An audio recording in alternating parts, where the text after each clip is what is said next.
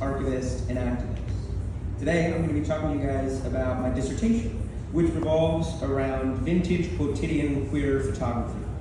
Now, I know that's a mouthful. Basically, it's vintage gay photos, right? I'm going to talk to you guys about how to find these photos, and I'm going to talk to you guys about how to research them using the novel archival method that I'm developing in my dissertation. So, when we're looking for photos, generally we're looking for something that sticks out to us as queer.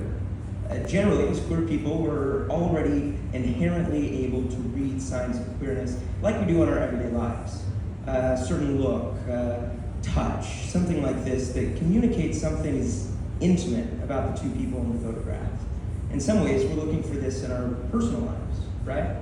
And I find these photos in places like antique stores, estate sales, online auctions, and generally I prioritize photos that include a name, a date, and or a location, because that's what you need to enact my method. The method starts with genealogical research. You go on somewhere like Ancestry.com and you're able to compile a timeline that centers on things like vital records, birth, marriage, death licenses, and then also things like the census data. Census data is particularly useful because it includes the address, the occupation, the people that were living in the house, and that can give you a broad idea of the person's life. But it's more of a structural understanding as opposed to an enriched understanding. And so then we move to our second step, which includes a newspaper search.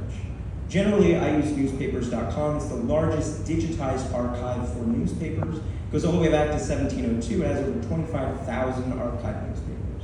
And the search system is pretty robust. You're able to look up names, locations, and things like this. And because you've already found all of that information doing your genealogical search, you can be very specific in what you're looking for. Oftentimes, these newspapers are going to include details about the person's social life, what organizations they were a part of, awards or promotions that they had, and importantly, the people that they were hanging out with as well, right?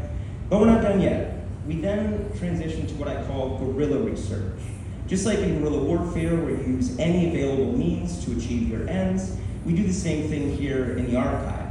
You think about any repository that might have any record of this individual. I'm talking former employers, schools, churches, and you just see if there's anything. Even if that thing isn't necessarily going to contribute to your project, it shows that you are very invested in the project.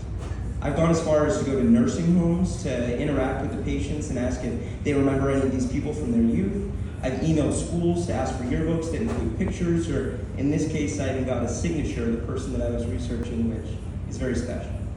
But again, all of this shows that you're very dedicated to the research, which brings me to step 4, which is where you contact the living relatives. Having done a genealogical search, you've built a family tree for this person and can therefore locate any of the relatives who are still around. Now, of course, a lot of queer people don't have children, and so oftentimes you'll be reaching out to somebody about their great-great-aunt Ethel, right? But that doesn't mean that they don't have information from the family that will be valuable for your project, right? I've gone as far as to get letters, additional family pictures, family stories. In one instance, I was researching a network of lesbians living in southern Mississippi from around 1890 to the 1950s, and the family was able to share with me a ring that these two women exchanged. In some ways, it was something of a marriage ring, right? And so that is especially useful for me because it does some confirmation about this person's sexuality. But because you've already done all of this other research, by the time you contact the family, you can share all of that research with them, which is really valuable, right? You're showing them that you're invested in their ancestor, that this is something that's important to you, and they buy into that, right? I've already worked with 5 or 6 families on my queer history research, and I have yet to have a family get upset with me. Generally, they're very excited about this type of research, and it brings them closer to the queer community in some important ways, right? Just like Harvey Milk asked everybody to come out of the closet so their family and their friends would know that they knew somebody who was gay, so too am I outing people, in some cases, to their families as a way to communicate that we have always already been here. And it's transformative, which is why the 5th step is to amplify the research. You can do this in a myriad of ways. In some cases, it's as simple as making a Facebook post and sharing it with your friends. In other cases, you might have a friend like Adrian who's had a museum exhibit or 2, and you can contribute that. Personally, as a queer artist, I write and direct plays about these photographs and other tenets in gay history.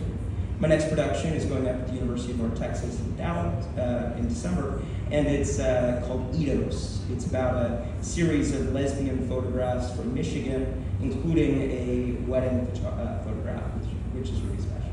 So, again, my name is Seth Knievel. I really appreciate you guys listening to my presentation, and my email address is up there, sort of, or you're welcome to catch me after the presentation if you have any questions. Thank you so much.